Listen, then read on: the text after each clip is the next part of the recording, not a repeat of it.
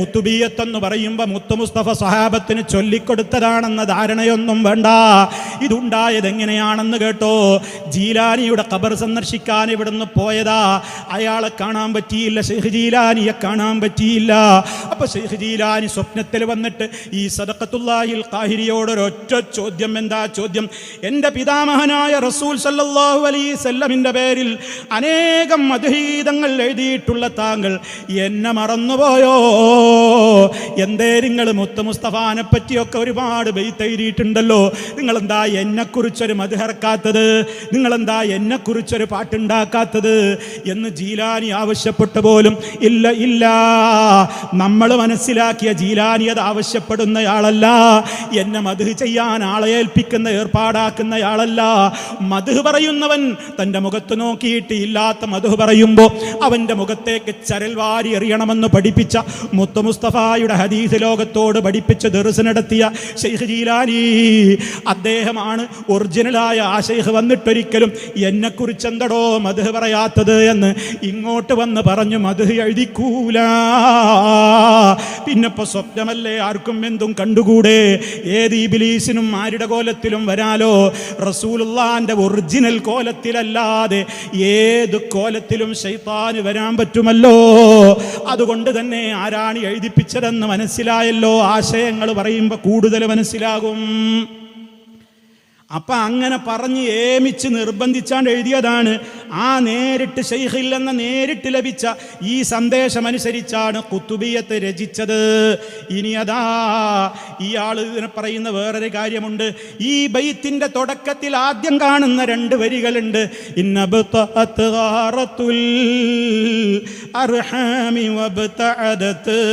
എന്നിങ്ങനെ തുടങ്ങുന്ന ചില വരികളുണ്ട്.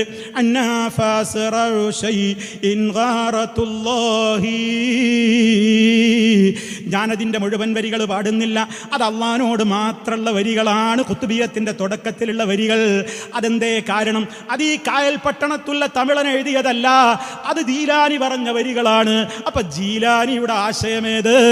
ഈ കായൽ പട്ടണക്കാരൻ ഈ തമിഴന്റെ ആശയമേത്? അങ്ങനെയൊക്കെ അങ്ങ് പറയണോ മൗലവി? കുത്തുബിയത്തുണ്ടാക്കിയൊരു വല്ലാത്ത നേതാവല്ലേ. ആളുകളുടെ ധാരണ ഇതേതോ ഒരു സഹാബിയൊക്കെ ആയിരിക്കുമെന്നാണ്. കായൽ പട്ടണത്തുകാരനായ സദഖത്തുല്ലാഹിൽ ഖാഹിരിയെ കുറിച്ച് ഓ സമസ്ത കേരള ജമിയത്തുൽ ഉലമയിൽ വിശ്വസിക്കുന്ന ആളുകളെ, നിങ്ങളുടെ നേതാവായ ഈ ഭാഗത്തിന്റെ നേതാവായ അല്ല ഒരു കാലഘട്ടത്തിൽ നിങ്ങളൊക്കെ ഇപ്പോൾ ഒരുപോലെ പുകഴ്ത്തി പറയുന്ന ദറജയേറ്റി കൊടുക്കണേ എന്ന് പറഞ്ഞുകൊണ്ടിരിക്കുന്ന ശംസുൽ ഉലമ എന്ന് പറയുന്ന ഈ അബൂബക്കർ മുസ്ലിയാരില്ലേ, അയാൾ ഈ സദഖത്തുല്ലാഹിൽ ഖാഹിരിയെ വിളിച്ച പേര് കേൾക്കണോ? കുതിരപ്പട്ടാണി. നമ്മളെ കയ്യിൽ തെളിവുണ്ട്. കുതിരപ്പട്ടാണി എന്നാ വിളിച്ചത്. ആര്? ഈക്കെ. ഏതോ കുതിരപ്പട്ടാണി എന്തോ പറഞ്ഞാൽ അത് ഇസ്ലാമിൽ തെളിവാണോ എന്നാണ് ഈക്കെ ചോദിച്ചത്. വിഷയം കുത്തുബിയത്തല്ല, വേറൊരു വിഷയമാണ്. നമുക്ക് ചോദിക്കാനുള്ളത് ഇത് അപ്പുറമാണ്. അത് വേറൊരു വിഷയത്തിലാണ് മൂപ്പര് ചോദിച്ചത്. പക്ഷെ ആളൊന്നല്ലേ. ഈ കുതിരപ്പട്ടാണി എഴുതിയിട്ടുള്ള ആശയത്തിൽ ഇനി ഇവിടുന്ന് അങ്ങോട്ട് അതാ അവിടെ ആ ജീലാനിയുടെ വർണ്ണനകളാണ്. അതാണ് കുത്തുബിയത്തിൽ മുഴുവനും. ആ കുത്തുബിയത്തിൽ അള്ളാനോടല്ല തേടുന്നത്, അതിന് തേടാൻ ചില നിയമങ്ങളൊക്കെയുണ്ട്.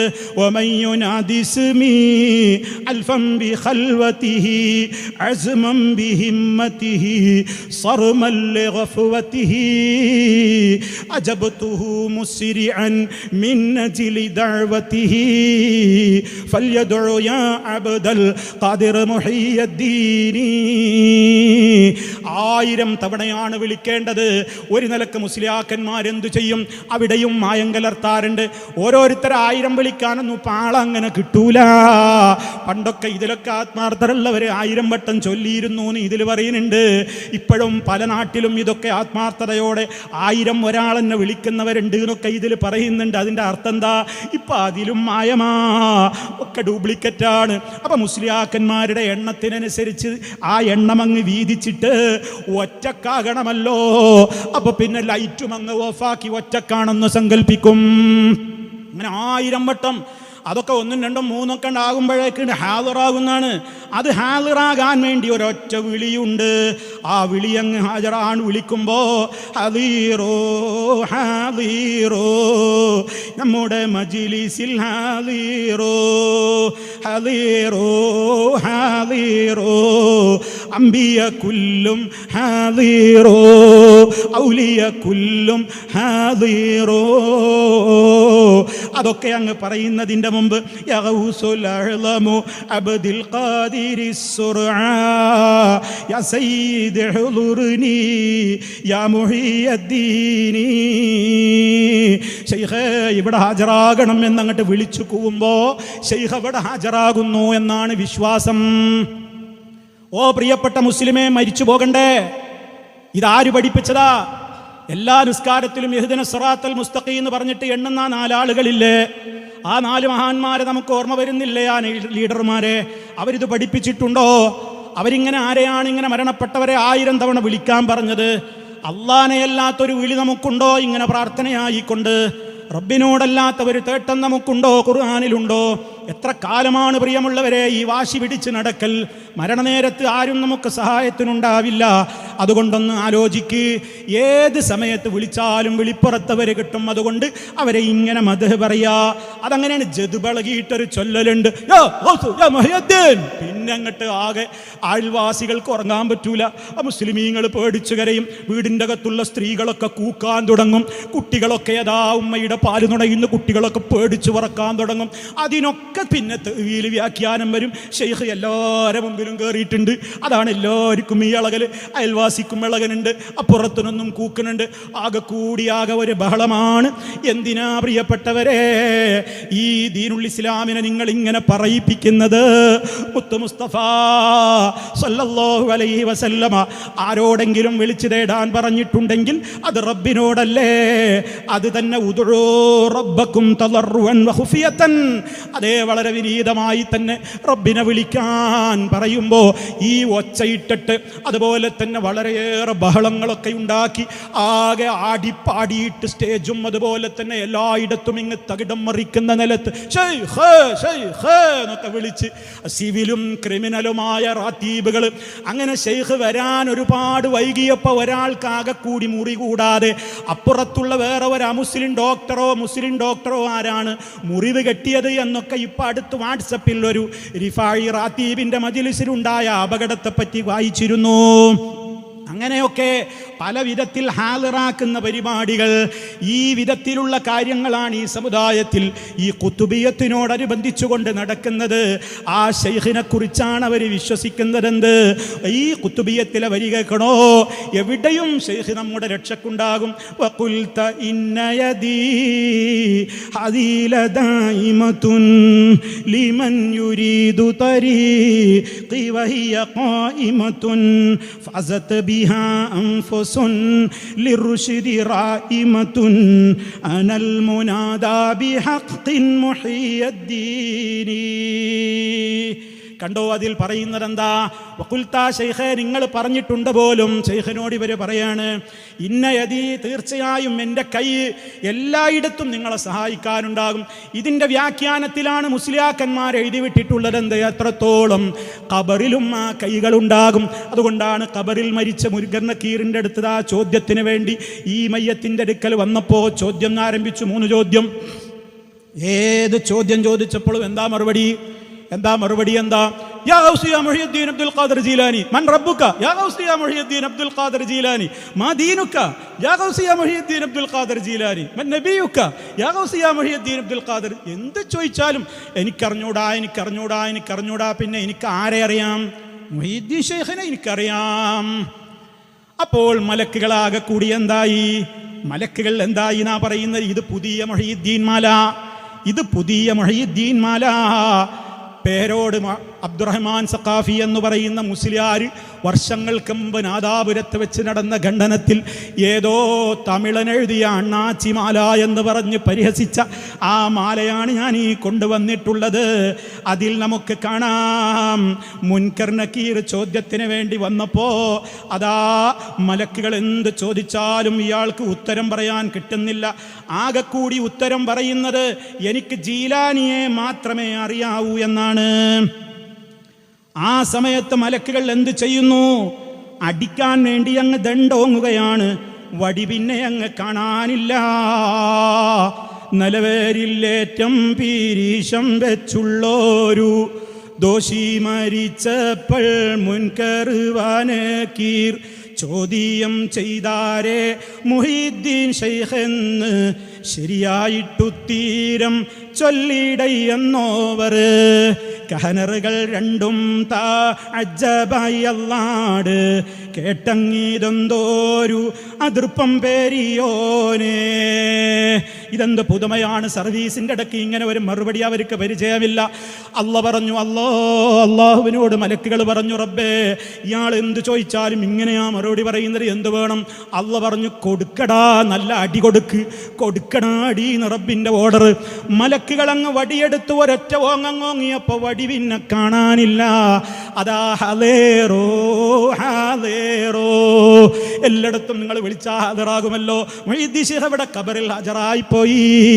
ജീലാനി വന്ന് വടി പിടിച്ചു കൊണ്ടുപോയി. ഓ മുസ്ലിയാക്കളെ, സത്യം പറയാൻ പോലും മണിക്കൂറുകൾ തികച്ചില്ലാത്ത ഞങ്ങൾ നിങ്ങൾക്കെതിരെ കളവ് പറയൂല കേട്ടോ. നിഷേധിക്കാൻ നിങ്ങൾക്കാകുമോ? നിങ്ങൾ അംഗീകരിക്കുന്ന ഹോജമാർ അംഗീകരിച്ച കിതാബാണിത്. നിങ്ങൾ അംഗീകരിക്കുന്ന ഹോജമാർ അംഗീകരിച്ച കിതാബാണ് ഈ കൊണ്ടുവന്നിട്ടുള്ളത്. ഇതിൽ ഈ കഥകൾ പറയുന്നുണ്ട്, തീർന്നില്ല. പണ്ടത്തെ റൂഹിൻ്റെ കൊട്ട തട്ടിയ കഥയും അണ്ണാച്ചിമാലയാണെന്നാണ് പറയുന്നത്.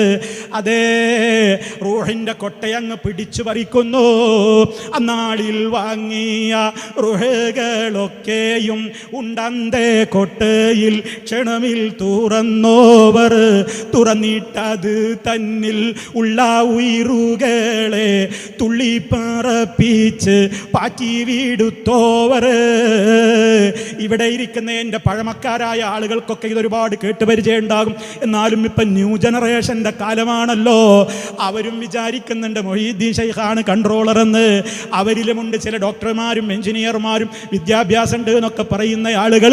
ഇങ്ങനെ മടവൂര് ലോകം നിയന്ത്രിക്കുന്നു, ജീലാനിയാണ് ലോകത്തിൻ്റെ കൺട്രോളർ എന്നൊക്കെ പറയുന്ന ആളുകളുണ്ട്. അതുകൊണ്ട് മക്കളെ, നിങ്ങളോട് പറഞ്ഞു പഠിപ്പിച്ചിട്ടില്ലാത്ത, അതേ നിങ്ങളൊന്നും അറിയാത്ത ചില ഉള്ളുകള്ളികൾ നിങ്ങളും പഠിച്ചു വെക്കണം.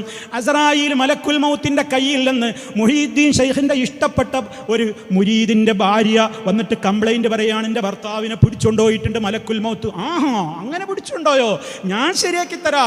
പറന്നു മുകളിലേക്ക് അസ്രായീലിൻ്റെ കയ്യിൽ നിന്ന്, മലക്കുൽ മൗത്തിൻ്റെ കയ്യിൽ നിന്ന് കൊട്ട വാങ്ങി കൊടുക്കാൻ പറഞ്ഞു. ഒന്നും കൊടുത്തില്ല, ഒറ്റ തട്ട്. അന്ന് പിടിച്ചുള്ള റൂഹുകളൊക്കെയും ഉണ്ട് അന്തക്കൊട്ടയിൽ. അന്തക്കൊട്ടയിൽ എല്ലാമേ ഉണ്ട്. ആ എല്ലാമേ ഉള്ള അർവാഹുകളെല്ലാം ശരേ ഈ ഭൂദാനത്തേക്ക് അങ്ങ് ഇറങ്ങി ആകെ കൂടി അങ്ങ് പരന്നുപോയി. ഇങ്ങനെ അന്ന് പിടിച്ച റൂഹുകളൊക്കെ അന്തക്കൊട്ടയിലുണ്ട്. അതൊക്കെ ക്ഷണമിൽ തുറന്ന് അങ്ങ് പാറ്റി പറപ്പിച്ചു വിട്ടു. മലക്കുകൾ ബേജാറായി. സർവീസിനിടയ്ക്ക് പരിചയമില്ലല്ലോ. മലക്കുകൾ അള്ളാൻ്റെ അടുക്കലും മറ്റേത് കംപ്ലൈൻറ്റ് പറഞ്ഞതുപോലെ പോയി കംപ്ലൈൻറ്റ് പറഞ്ഞു. അപ്പോൾ അള്ളാഹു തആല പറഞ്ഞു, എൻ്റെ ചങ്ങാതി എന്ത് പണിയായി ഒപ്പിച്ചത്. അതെൻ്റെ മഅ്ശൂഖല്ലേ, എൻ്റെ കാമുകനാ, എന്നെ കാമിക്കുന്ന എൻ്റെ പ്രിയപ്പെട്ട മൊയ്തീനാണത്. എത്ര ഇഷ്ടമാണെന്നറിയോ എനിക്ക് അദ്ദേഹത്തോടും അദ്ദേഹത്തിന് എന്നോടും. അതുകൊണ്ട് ഇനി നിങ്ങൾ എന്ത് ചെയ്തോ, എന്ത് പണിയാ ചെയ്ത്? ഒന്നല്ല നിങ്ങളോട് ചോദിച്ചോളൂ.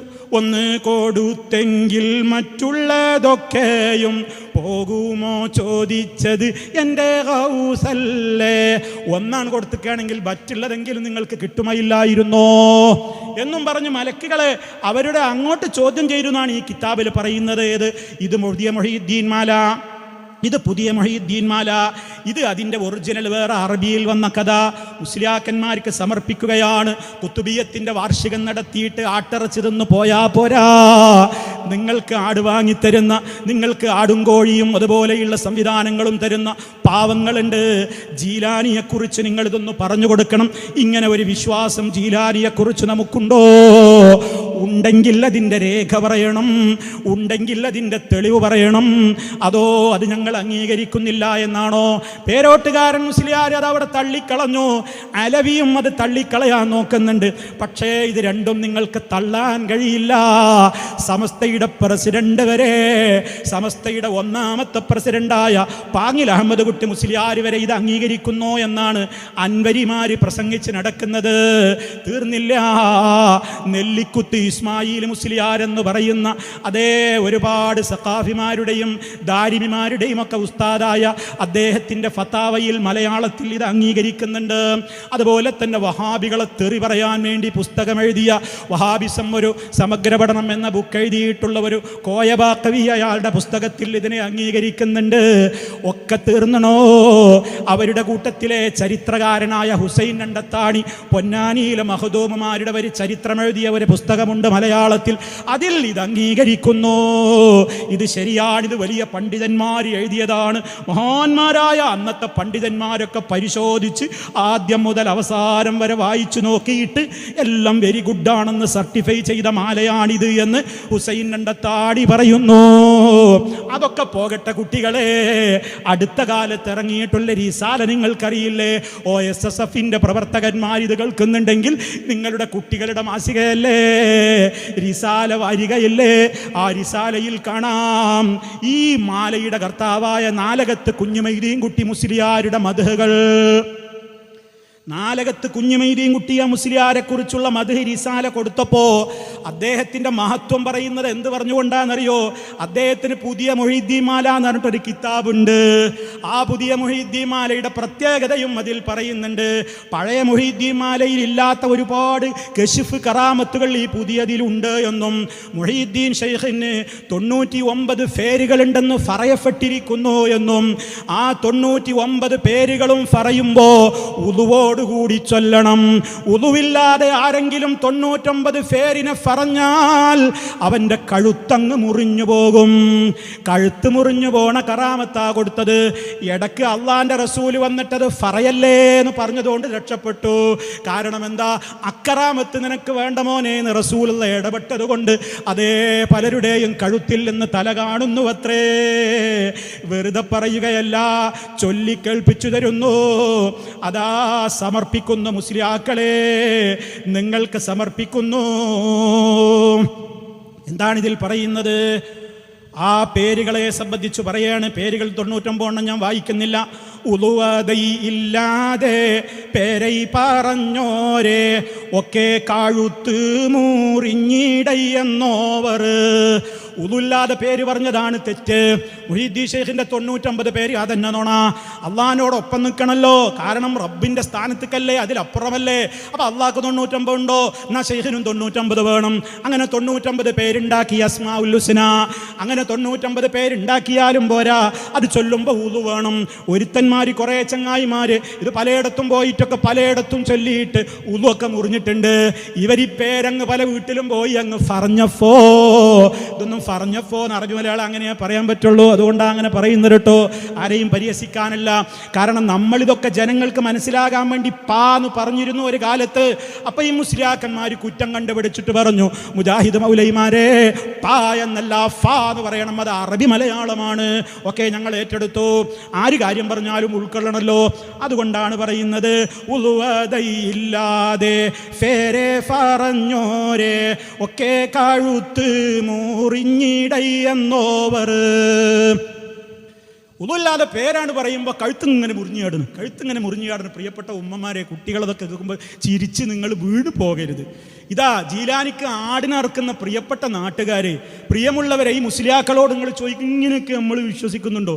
ഇപ്പം എന്താ പറയണത്? പല ആൾക്കാരും പറയുന്നത്, നിങ്ങൾ ഒരാഴ്ച മുമ്പ് തന്നെ പരിപാടി വെച്ച് നന്നായി, ഞങ്ങൾക്ക് ആടിൻ്റെ എണ്ണം കൂടുമല്ലോ. കൂടിക്കോട്ടെ, നിങ്ങൾ എത്ര ആടിനെ നിർത്തോളി സഹോദരങ്ങൾ, നമുക്കെന്താ. പക്ഷെ നമ്മളിത് പറയണേ നിർത്താൻ പാടില്ലല്ലോ.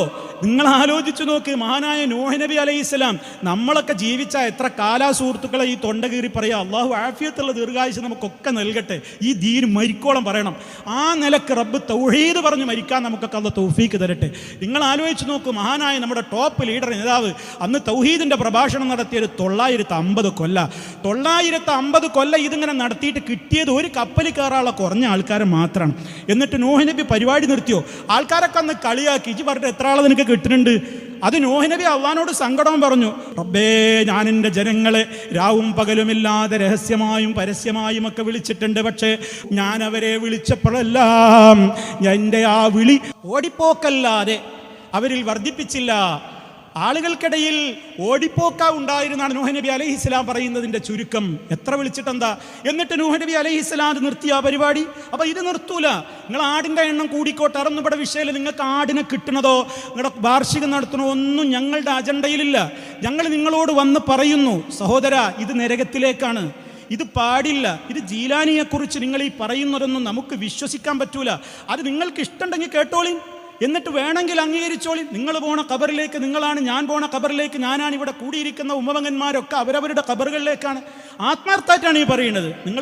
നിങ്ങൾ വർദ്ധിപ്പിക്കേ കുറയ്ക്കേ എന്ത് വേണമെങ്കിൽ ചെയ്തോളൂ. പക്ഷേ പരലോക കോടതിയിലെത്തുമ്പോൾ റബ്ബേ ഞങ്ങളിത് പറഞ്ഞിട്ടുണ്ട്, പെരുമ്പാവൂരിൽ പറഞ്ഞിട്ടുണ്ട്, എവിടെയും ഞങ്ങൾ വിളിച്ച് പറഞ്ഞിട്ടുണ്ട്, അല്ലാ ഞങ്ങൾക്ക് ഇത്രേ പറ്റുള്ളൂ, അത്ര തന്നെ നിങ്ങളുടെ ഡ്യൂട്ടി ഉള്ളൂ എന്നുള്ളതിൻ്റെ മറുപടി ഉണ്ടാകും. ലോകത്തുള്ള അമ്പിയാക്കന്മാർ പരലോകത്ത് വരുമ്പോൾ ഒരൊറ്റ അനുയായിയെ പോലും കിട്ടാതെ ചില നബിമാർ മഹ്ശറിലൂടെ വരുന്നാണ് അള്ളാഹുവിൻ്റെ റസൂൽ പറയുന്നത്. എന്തേ കാരണം? അവരൊന്നും പറഞ്ഞിട്ട് ആരും കേട്ടില്ല. ആരും കേൾക്കാത്ത നബിമാർ പരലോകത്ത് വരും, ഒരൊറ്റ അനുയായി ഇല്ലാതെ. ചില നബിമാർക്ക് 2 ആള്, ചില നബിമാർക്ക് 4 ആള്. ഏറ്റവും വലിയ അനുയായികളെയും കൊണ്ടുവരുന്നത് മഹാനായ മുഹമ്മദ് റസൂലുള്ളാഹി സ്വല്ലല്ലാഹു അലൈഹി വസല്ലം. അവിടുത്തെ ശഫാഅത്തിൽ അല്ലാഹു നമ്മെ ഒരുമിച്ച് കൂട്ടുമാറാകട്ടെ. ആ മുത്ത് മുസ്തഫക്കാണ് ഏറ്റവും വലിയ നേതാക്കൾ ഉണ്ടാകുന്ന, അനുയായികൾ ഉണ്ടാകുന്നത്. എങ്കിൽ ധാതുക്കളായി ഞങ്ങൾക്കുള്ള പരിമിതമായ അറിഞ്ഞ കാര്യങ്ങൾ നിങ്ങളുടെ മുമ്പിൽ വന്നുകൊണ്ട് പറയുന്നു, നിങ്ങൾ ഇഷ്ടമുണ്ടെങ്കിൽ കേട്ടോളിയും. ഈ പോക്ക് നിങ്ങൾ പോയാൽ നിങ്ങൾ നരകത്തിലേക്കാണ് പോകുന്നത്. അപ്പൊ കഴുത്തിങ്ങനെ മുറിഞ്ഞു ചാടുകയാണ്. കഴുത്ത് മുറിഞ്ഞു ചാടുമ്പോൾ കഥയിലേക്ക് മടങ്ങാണ്. മുറിയുമ്പോൾ ഹാലിറായി മകനെ മാകാമീത് വേണ്ടെന്നൂരത്തോവർ ചൊന്നേ പാടി പോലെ അന്ന് മുതൽ തൊട്ട് ജോക്കിയ ഫിലദൈ നീക്കഫെടുത്തിയോർ. അള്ളാന്റെ റസൂല് ഇടപെട്ടിട്ട് പറഞ്ഞു, മോനെ ഈ പരിപാടി വേണ്ട മോനെ, അത് നമുക്ക് നടക്കൂല എന്ന് പറഞ്ഞു. കാരണം എന്താ അറിയോ? ആ കറാമത്തെങ്ങാനും നിലവിലുണ്ടെങ്കിൽ ഒറ്റ മൂല്യരെ തല ഉണ്ടാകുമോ? ഒറ്റൊന്നിനും ഒന്നുമില്ലല്ലോ. ആലോചിച്ച് നോക്കി നിങ്ങൾ. സാധുക്കളായ പൊതുജനങ്ങൾ നമുക്ക് വിടാം. ഇവയൊരു അവസരം ഈ സമൂഹത്തോട് പറഞ്ഞിട്ടുണ്ടോ? എന്നിട്ടാണ് ഇതിൽ ഈ കഥ പറയുന്നത്. ആ റൂഹിൻ്റെ കൊട്ട അങ്ങ് തട്ടി. മഹാനായ മുഹമ്മദ് റസൂലുള്ളാഹി സ്വല്ലല്ലാഹു അലൈഹി വസല്ലമിൻ്റെ പ്രിയപ്പെട്ട ഭാര്യ ഖദീജ റളിയല്ലാഹു അൻഹാ വഫാത്തായ ദിവസം അവിടുന്ന് എത്രയാണ് ദുഃഖിച്ചത്. അവിടുത്തെ പൊന്നോമന മക്കൾ മരിച്ചില്ലേ, പേരക്കുട്ടികൾ മരിച്ചില്ലേ. പൊന്നുമോനതാ ഇബ്രാഹിം എന്ന് പറയുന്ന 8 പൊട്ടും തിരിയാത്ത, മുലകുടി പറ്റിയിട്ടില്ലാത്ത കുഞ്ഞുമോനദാ സക്കറാത്തിന്റെ മരണവേദനയിൽ കിടക്കുമ്പോ മഹാനായ റസൂലുള്ള എടുത്തുകൊണ്ട് പറയുന്നു, മോനെ നിന്റെ വേർപാടിൽ ഞങ്ങൾക്കൊക്കെ ദുഃഖമുണ്ട്, പക്ഷേ അല്ലാഹുക്ക് പൊരുത്തല്ലാത്ത ഒരക്ഷരം ഞങ്ങൾ പറയൂലോ. കണ്ണുനീരൊഴുക്കുകയാണ്. മുത്ത മുസ്തഫയുടെ കവിൾത്തടങ്ങളിലൂടെ താടിരോമങ്ങളിലൂടെ കണ്ണുനീര് ചാലിട്ടൊഴുകുന്നു. ആ മുത്ത മുസ്തഫ കുഞ്ഞുമോനെ കൊണ്ടുപോയി ഖബറടക്കുന്നു. ഇവിടെ ജീലാനിയതാ ഇഷ്ടപ്പെട്ട മുരീദിന്റെ ഭാര്യ വന്ന് പറഞ്ഞപ്പോ മുരീദിന്റെ റൂഹ് അതാ പിടിച്ച് തട്ടിപ്പറിക്കുന്നു. ഏതിൽ മെമ്പറാകണമെന്ന് ജീലാനിയുടെ ആടറക്കുന്ന ആളുകളെ തീരുമാനിച്ചോളൂ, ഞങ്ങൾക്ക് പ്രശ്നമൊന്നുമില്ല. നിങ്ങൾ നന്നാവാനായി പറയുന്നത്. ഞാനും നിങ്ങളുമൊക്കെ സ്വർഗത്തിലേക്കാണ് മോഹിക്കുന്നത്. നമുക്കാർക്കും നരകത്ത് പോകണമെന്ന് മോഹമില്ല. നമുക്കൊക്കെ ഒരേ പരലോകമാണ് ലക്ഷ്യമാക്കുന്നത്. നമ്മളൊക്കെ ഒരേ സ്വർഗത്തിൽ കടക്കണമെന്നാണ് ആഗ്രഹിക്കുന്നത്. അതുകൊണ്ടാണ് പറയുന്നത്, ഈ വിശ്വാസം വെച്ച് പുലർത്തുന്ന ആളുകളാണിവര്. ഖബറിൽ നിന്ന് മുൻകർ നക്കീറിൻ്റെ അടുത്ത് നിന്ന് വടി പിടിച്ചു വാങ്ങുന്നു, ഇവിടെ നിന്ന് ഉത്തരം പറഞ്ഞു കൊടുക്കുന്നു, ഖബറിലേക്ക് നേരിട്ട് മടവൂര് ചെന്നിട്ട് ഉത്തരം പറഞ്ഞു കൊടുക്കുന്നു. എന്തൊക്കെ കഥകളാണ് ഇപ്പോഴും പറയുന്നത്. അതേ മലക്കുകളെ ഭീഷണിപ്പെടുത്തുന്നു. ഒരിക്കൽ ഒരു ഔലിയപ്പാപ്പ ഒരങ്ങാടിയിലൂടെ നടക്കുമ്പോ കുട്ടികൾ പിന്നാലെ കൂടിയിട്ട് കളിയാക്കി ചിരിച്ചപ്പോ ഔലിയമേകം മാനത്തേക്ക് നോക്കിയിട്ട് പറഞ്ഞു, അത്രേ അസ്രായീലേ, ഈ കുട്ടികൾ എന്നെ പരിഹസിച്ച് പിന്നാലെ കൂടുന്നുണ്ട്. മൂപ്പരെണ്ണി നോക്കുമ്പോൾ ഒരു 50 എണ്ണുണ്ട്. അസ്രായീലിനോട് പറഞ്ഞു, 50 എണ്ണത്തെയും ഇപ്പൊ തന്നെ മയ്യത്താക്കിയിട്ടില്ലെങ്കിൽ മലക്കുകളുടെ രജിസ്റ്റർ പട്ടികയിൽ നിന്ന് നിന്നെ ഞാൻ ഡിസ്മിസ് ചെയ്യുന്നതാണ്. മൂപ്പര് പേടിച്ചു. കാരണം ജോലി തെറിക്കല്ലേ. ആ മൂപ്പര് ബേജാറായി. ആ 50 കുട്ടികളും സ്പോട്ടിൽ തന്നെ മയ്യത്തായി വീണു. കറാമത്താ. നിങ്ങൾ അംഗീകരിക്കോ ഉമ്മ? ആടർക്കുന്ന ഉമ്മ, ആടർക്കുന്ന യോഗത്തിൽ പോകുന്ന ഉമ്മ, കുത്തുബിയത്തിന്റെ ചോറിനായി കാത്തിരിക്കുന്ന ഉമ്മ, പെങ്ങളെ, ഇത് അംഗീകരിക്കോ നിങ്ങൾ? മുത്തു മുസ്തഫയേക്കാൾ സഹാബത്തിനേക്കാൾ നമ്മൾ ഫാത്തിഹ സൂറത്തിൽ ചോദിച്ചുകൊണ്ടിരിക്കുന്ന അംബിയ, ശുഹദ, സിദ്ദീഖ്, സാലിഹീങ്ങൾക്കില്ലാത്ത വിശ്വാസം ഇത്തരത്തിലുള്ള ആളുകൾ ഇവിടെ വന്ന് പ്രസംഗിച്ച് ഈ സമൂഹത്തെ പഠിപ്പിക്കുമ്പോൾ, അവരെഴുതി വിടുമ്പോൾ ഇതൊന്നും ഞങ്ങൾ അംഗീകരിക്കൂല എന്ന് പറയാൻ പറ്റുമോ? എങ്കിൽ സമസ്ത പറയട്ടെ, സമസ്ത കേരള ജമിയത്തുൽ ഉലമ പറയട്ടെ. കാരണം സമസ്തയുടെ പ്രഥമ പ്രസിഡന്റാണ് ഇത് അംഗീകരിച്ചത്, സമസ്തയുടേതായ നേതാക്കന്മാരാണ് ഇത് അംഗീകരിച്ചത്. നെല്ലിക്കുത്ത് ഇസ്മായിൽ മുസ്ലിയാരാണ് അംഗീകരിച്ചത്, അതേപോലെ തന്നെ കോയബാക്കവിയാണ് അംഗീകരിച്ചത്, റിസാല വാരിക എന്ന് പറയുന്ന SSF-കാരൻ്റെ മുഖപത്രമാണ് അംഗീകരിച്ചത്. എത്രയെത്ര പത്രങ്ങളാണ് അംഗീകരിച്ചത്? നിങ്ങൾ ആലോചിച്ചു നോക്കൂ. ഈ വിശ്വാസം വെച്ച് പുലർത്തിയിട്ട് അവരാണ് വിശ്വസിക്കുന്നതെന്ത്? ജീലാനിയാണ് ലോകം മുഴുവൻ നിയന്ത്രിക്കുന്നത്. അതുകൊണ്ട് അദ്ദേഹത്തിനെ പ്രീതിപ്പെടുത്താൻ വേണ്ടി ഒരുപാട് വരികൾ എഴുതി ഉണ്ടാക്കി. അങ്ങനെ ഖബറിലും ഉണ്ടാകും, എവിടെയും ഉണ്ടാകും, എവിടെ ചെന്നാലും പരലോകത്തൊക്കെ എൻ്റെ മുരീദൂകൾ നരകത്തിലില്ലെന്ന് നരകത്തെ കാക്കും മാലക്ക് പറഞ്ഞോവർ.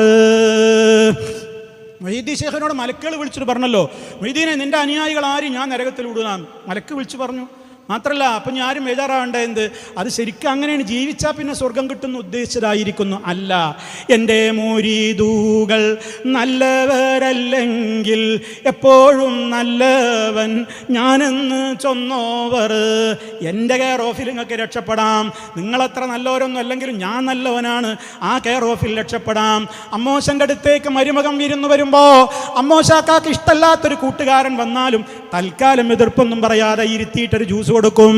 അല്ലേ? ഇതേപോലെ മുഹീദ്ദീൻ ശൈഖ് ഇങ്ങനെ പറയുമ്പോൾ ഇനി അള്ളാഹ്ക്ക് പൊരുത്തല്ലാത്തൊരു ചങ്ങായിയാണ് കൂടെ വരുന്നതെങ്കിലും കയറ്റിയിരുത്തും എൻ്റെ കെയറോഫിൽ എന്നാണ് വിശ്വസിപ്പിക്കുന്നത്. മഹാനായ മുത്തു മുസ്തഫ, ഫാത്തിമ മോളെ നീ എൻ്റെ കരളിൻ്റെ കഷ്ടമാണ് എന്ന് പറഞ്ഞ മുത്തു മുസ്തഫ യാത്ര കഴിഞ്ഞെത്തുമ്പോൾ മോളെ കെട്ടിപ്പിടിച്ച് തെരുതുരാ ഉമ്മ വെക്കുന്ന മുത്തു മുസ്തഫ മോളോട് പറയാണ്, മോളെ നിന്റെ ശേഷം എന്നോടടുത്ത് ചേരുക നീയായിരിക്കുമെന്നൊക്കെ സ്വകാര്യം പറഞ്ഞ മോള് ആ മോളോട് മുത്തു മുസ്തഫ പറഞ്ഞിട്ടുണ്ടായിരുന്നു, മോളെ ഉപ്പ നിന്റെ നേതാവായ മുത്തു മുസ്തഫയൊക്കെ തന്നെയാണ്, റസൂലൊക്കെ തന്നെയാണ്, പക്ഷേ അൻഖിദീ നഫ്സകി മിനന്നാർ, നരകത്തിയിൽ നിന്ന് പൊന്നുമോൾ നീ നിന്നെ തന്നെ കാത്തുകൊള്ളണം. ബാപ്പയുടെ കെയറോഫില്ലാഹി മിനല്ലാഹി ശൈആ, ഞാൻ നബിയാണെന്ന കെയറോഫിൽ നിന്റെ അടുക്കൽ അതിനുള്ള കോപ്പുകളില്ലാതെ നിന്നെ രക്ഷപ്പെടുത്താൻ എനിക്ക് പറ്റൂല. അതുകൊണ്ട് അവരവർ നന്നാവണം, അങ്ങനെ മുഅ്മിനീങ്ങളായിട്ടെത്തണം. എന്നാലേ റസൂലുള്ളാഹിന്റെ റെക്കമെൻഡ് നമുക്ക് കിട്ടുകയുള്ളൂ. അതിന് നമ്മൾ തേടേണ്ടത് അള്ളാഹുവിനോടാണ്. അതാണ് ബാങ്ക് വിളിച്ചു കഴിഞ്ഞാൽ നമ്മളൊക്കെ ഒരു ദിക്ർ ചൊല്ലുന്നുണ്ട്. ബാങ്ക് കൊടുത്തതുപോലെ നമ്മളും പറയും, കേട്ടിട്ട് നമ്മൾ സ്വലാത്ത് ചൊല്ലും. അതിൻ്റെ ശേഷം അല്ലാഹുമ്മ റബ്ബ ഹാദിഹി എന്ന ദുആ പറയും. അത് പറഞ്ഞാൽ എൻ്റെ ശഫാഅത്ത് പരലോകത്തവന് കരസ്ഥമാകുമെന്ന് മുഹമ്മദ് മുസ്തഫ സല്ലല്ലാഹു അലൈഹി വസല്ലം നമുക്ക് പറഞ്ഞിട്ടുണ്ട്. മറക്കരുത്. ഒരു ബാങ്കുകളും കേൾക്കുമ്പോൾ ശ്രദ്ധയില്ലാതെ വർത്തമാനത്തിൽ ഏർപ്പെടരുത്. ശ്രദ്ധിക്കണം, കാതോർക്കണം, ഉത്തരം കൊടുക്കണം, ശേഷം സ്വലാത്ത് ചൊല്ലണം, ശേഷം നിങ്ങൾ ഈ ദിക്ർ ചൊല്ലണം. അങ്ങനെയൊക്കെ ആകുമ്പോൾ നമുക്ക് പരലോകത്ത് ശഫാഅത്ത് കിട്ടും. അതല്ലാതെ അശ്ശഫാഅത ഹബ്ലനാ ഫിൽ ഖിയാമത്തി മുശ്ഫീഖാ വാഹ്ലനാ ഇൻ ളാഅയാ സയ്യിദി ഖൈറൻ നബി എന്ന് നബി സല്ലല്ലാഹു അലൈഹി വസല്ലമിനോട് നിങ്ങൾ ശഫാഅത്ത് തരണേ എന്ന് മുത്ത് മുസ്തഫയോട് ഇവിടെ വെച്ച് പ്രാർത്ഥിക്കുകയല്ല വേണ്ടത്. അങ്ങനെ പ്രാർത്ഥിക്കുന്നവരെ അള്ളാഹു ഹൗദിൻ്റെ സമീപത്തുനിന്ന് പോലും എറിഞ്ഞോടിക്കും. കാരണം അത് മുത്ത് മുസ്തഫാക്ക് പരിചയമില്ലാത്തതാണ്, അവിടുത്തെ വിളിച്ച് പ്രാർത്ഥിക്കാൻ അവിടുന്ന് പഠിപ്പിച്ചിട്ടില്ലാത്തതാണ്. പുതിയതെന്തും കൊണ്ടുവന്നവരെയൊക്കെ ഹൗദിൻ്റെ സമീപത്തുനിന്ന് വെള്ളം കൊടുക്കുന്നതിന് പകരം അവരെ അങ്ങ് ആട്ടിപ്പായിക്കുകയാണ് ചെയ്യുക എന്നുള്ളതാണ് ഇസ്ലാമിൻ്റെ പ്രമാണം നമുക്ക് പഠിപ്പിച്ചു തന്നിട്ടുള്ളത്. അപ്പം അതുകൊണ്ട് തന്നെ സഹോദരങ്ങളെ, ഇങ്ങനെ ജീലാനിയെ സംബന്ധിച്ച്, അതുപോലെ തന്നെ ആ ജീലാനിയെ ഞാൻ നേരത്തെ പറഞ്ഞല്ലോ, നിങ്ങൾ എങ്ങനെയൊക്കെ ജീലാനിനെ അങ്ങ് പുകഴ്ത്തിയിട്ട് രക്ഷപ്പെടാമെന്നൊന്നും നോക്കണ്ട. നിങ്ങളുടെ ആൽമനാറിൽ അതും കൂടി കൂട്ടത്തിൽ പറയണല്ലോ, നാളെ അതുമെന്ന് പറയണ്ട. നിങ്ങളുടെ ആൽമനാറിൽ ഷെയ്ഖ് മുഹീദ്ദീൻ അബ്ദുൽ ഖാദിർ ജീലാനിയെ സംബന്ധിച്ച് ശങ്കരാചാര്യരുടെ തത്വം സ്വീകരിച്ച ആളാണെന്ന് എഴുതി വിട്ടിട്ടുണ്ടല്ലോ. ഉണ്ട്. അതെന്തേ കാരണമെന്നോ, ഞങ്ങളും അങ്ങനെ തന്നെയാണ് പറയുന്നത്. മാലയിൽ പറയും പോലെയുള്ള ശൈഖിനെ പരിചയപ്പെട്ടവരൊക്കെ അങ്ങനെയേ പറയൂ. പക്ഷേ ശൈഖിനെ കുറിച്ച് അതല്ലാത്തൊരു വായന വേറെയുണ്ട്. ഒരുപാട് മഹാന്മാർ ശൈഖിനെ കുറിച്ച് ആ നിലക്കല്ലാതെ ഈ വക വികലവാദങ്ങളെയൊക്കെ തള്ളിക്കൊണ്ട് അതൊന്നും ശൈഖ് പറയില്ലെന്ന് പറഞ്ഞുകൊണ്ട് മാറ്റിവെച്ചുകൊണ്ട് ശരിയായ നിനക്ക് മനസ്സിലാക്കിയവരുണ്ട്. ആ നിലക്കുള്ള ആളുകളുടെ ലേഖനവും അതേ അൽമനാറിൽ തന്നെ വന്നിട്ടുണ്ട് എന്നുള്ളതാണ് രസാവഹം. അത് മുസ്ലിയാക്കന്മാർ പറയാറില്ല. മുഹീദ്ദീൻ ശൈഖിനെ ശങ്കരാചാര്യരെന്ന് പറഞ്ഞു എന്ന് ആരോപണം പറയുന്ന അതേ അൽമനാറിൽ തന്നെ വേറൊരു ലേഖനം മുഹീദ്ദീൻ ശൈഖിനെ ദീനിൻ്റെ സിംഹമെന്ന് വിശേഷിപ്പിക്കുകയും ജനലക്ഷങ്ങളെ ഇസ്ലാമിലേക്ക് ആകർഷിച്ച വലിയ പണ്ഡിതനാണെന്ന് പറയുകയും അതേ മാസികയിൽ തന്നെയുണ്ട്. അതിവർ മറച്ചുവെക്കും. എന്നിട്ട് ഇതൊക്കെ ദുഷ്പ്രചരണം സമൂഹത്തോട് ആരംഭിച്ചപ്പോൾ മുസ്ലിയാക്കന്മാർ ഇങ്ങനെ ഈ ലേഖനം മറച്ചു വെച്ച് മറ്റേ ലേഖനത്തെ പറ്റി പറഞ്ഞപ്പോൾ എന്താണ് ആ രണ്ട് ലേഖനവും വരാനുണ്ടായ സാഹചര്യമെന്ന് വിശദീകരിച്ചുകൊണ്ട് മരണപ്പെട്ടു പോയ KP മുഹമ്മദ് മൗലവി റഹിമഹുല്ലാ, അള്ളാഹു അദ്ദേഹത്തിൻ്റെ പരലോകം ഖൈറിലാക്കി കൊടുക്കുമാറാകട്ടെ. ആ KP അതാ പിൽക്കാലത്ത് പിന്നീടുള്ള അൽമനാറിൻ്റെ മാസികയിൽ അവസാനത്തെ പേജിൽ ഒരു കുറിപ്പ് കൊടുക്കുന്നു. കഴിഞ്ഞ ലക്കം മാസികയിൽ ഇങ്ങനെ രണ്ട് ലേഖനങ്ങളും വരാനുണ്ടായ സാഹചര്യം ശൈഖ് ജീലാനിയെ പറ്റി രണ്ട് നിലക്കും ലോകത്ത് വായനകൾ നടന്നിട്ടുണ്ട്. എന്നാൽ അദ്ദേഹത്തെക്കുറിച്ച് ഒരു യഥാർത്ഥ പ്രബോധകനായിരുന്നുവെന്നും സുന്നത്ത് ജമാഅത്തിൻ്റെ ആ കക്ഷികളിൽപ്പെട്ട യഥാർത്ഥത്തിലുള്ള ഒരു വ്യക്തിത്വമായിരുന്നു അദ്ദേഹം എന്നതാണ് നമുക്ക് മനസ്സിലാക്കുവാൻ കൂടുതൽ അഭികാമ്യമായിട്ടുള്ളതും അതിനാണ് കൂടുതൽ നമുക്ക് തെളിവുള്ളതും എന്ന് പറഞ്ഞുകൊണ്ട് ആ കുറിപ്പ് അവസാനിപ്പിച്ചിട്ടുണ്ട്. അപ്പോൾ അതുകൂടെ ഇവിടെ ഓർമ്മപ്പെടുത്തുകയാണ്. ഇനി അതല്ല ശങ്കരാചാര്യ തത്വമാണോ? അത് ഉറപ്പല്ലേ. ഇമാതിരി മലക്കുകളോട് കിടപിടിക്കുന്ന, മലക്കുകളുടെ കയ്യിൽ നിന്ന് റൂഹ് തട്ടിത്തെറിപ്പിക്കുന്ന ഈ മായാവി കഥകളൊക്കെ ഒരു ശൈഖ് ചെയ്യുമോ? ഒരു സാധാരണക്കാരൻ ചെയ്യുമോ? എന്നിട്ടല്ലേ ശൈഖ് ചെയ്യുന്നത്. ഡിങ്കൻ കഥകൾ പറയുന്ന ആ വിധത്തിലുള്ള കറാമത്തുകൾ. അങ്ങനെ ജീലാനി എന്ന കുത്തുബിനെ കുറിച്ച് മാത്രമല്ല ഇപ്പോഴത്തെ കുത്തുബിനെ കുറിച്ച് പറയുകയും വേണ്ട. അതല്ലേ മടവൂരിനെ കുറിച്ചുള്ള കുത്തുബ്, അതും ഒരു കുത്തുബാണ്. മൂപ്പരെക്കുറിച്ചും കുത്തുബിയത്താണ്. ഇൻ്റർവ്യൂകൾ ആയിരക്കണക്കിനാണ്. അള്ളാൻ്റെ വജ് ഉദ്ദേശിച്ചുകൊണ്ട് നിങ്ങളും ഷെയർ ചെയ്യ്. അപ്പം കുത്തുബിനെ കുറിച്ചുള്ള കുത്തുബിയത്തുകൾ അന്ന് മാത്രമല്ല ഇന്നും ഇങ്ങനെ മലയാളത്തിലും പലതിലും പറഞ്ഞുകൊണ്ടിരിക്കുന്നു. ഈ വിശ്വാസങ്ങളൊന്നും ഇസ്ലാം പഠിപ്പിക്കുന്ന വിശ്വാസത്തോട് നിരക്കുമോ? കടുത്ത അക്രമമല്ലേ. ഒമൻ അദല്ലു, ഏറ്റവും വലിയ വഴവഴച്ചവൻ ആരാണുള്ളത്? മിമ്മൻ യദ്ഉ മിൻ ദൂനില്ലാഹ് മല്ലാ യസ്തജീബു ലഹു ഇലാ യൗമിൽ ഖിയാമ. അതേ അന്ത്യനാൾ വരെ വിളിച്ചാ വിളി കേട്ട് ഉത്തരം ചെയ്യാനാവാത്തവരെ വിളിച്ച് തേടുന്നവനേക്കാൾ വഴിപിഴച്ചവൻ വേറെ ആരുണ്ട്? എൻ്റെ ചോദ്യമല്ല, റഹ്മാനായ റബ്ബിൻ്റെ ചോദ്യമാ. അവരെ നമ്മൾ വിളിക്കുന്നത് അവരറിയുന്നു പോലുമില്ല.